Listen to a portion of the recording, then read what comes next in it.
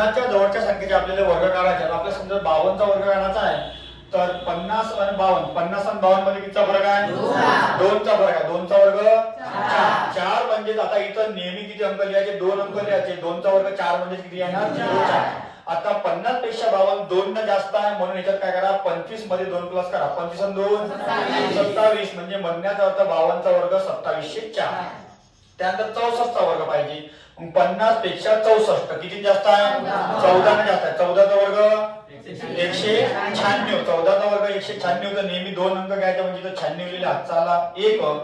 50 पेक्षा 64 14 ने जास्त आहे म्हणून 25 प्लस 14 प्लस हा 1. 25 आणि 14 39 आणि 1 40 म्हणजे 64 चा वर्ग होते 496. 4096. त्यानंतर 57 चा वर्ग. 57 चा वर्ग 50 पेक्षा 57 किती जास्त आहे? 7 ने जास्त आहे. 7 चा वर्ग 49. 49 जगच्या तसे 7 ने जास्त आहे म्हणून 25 प्लस 7 32 म्हणजे 57 चा वर्ग किती होते? 32 49. हा 50 च्या आत मधल्या संख्येचे आपल्याला वर्ग पाहिजे आहे तर 46 चा वर्ग काढायचा तर 50 आणि 46. 50 आणि 46 पेक्षा किती कमी आहे? 4 ने कमी. 4 चा वर्ग 16. तो इथं लिहायचा नेहमी 2 अंक लिहायचे. 1 आला तरी 2 अंक, 3 आले तरी 2च अंक लिहायचे. मग 4 न कमी आहे म्हणून 25 वजा 4. 25 मधून 4 गेले 21 म्हणजे म्हणण्याचा अर्थ 46 चा वर्ग किती येणार? 21 16. त्यानंतर 42 चा वर्ग काढायचा. 50 पेक्षा 42 किती कमी आहे?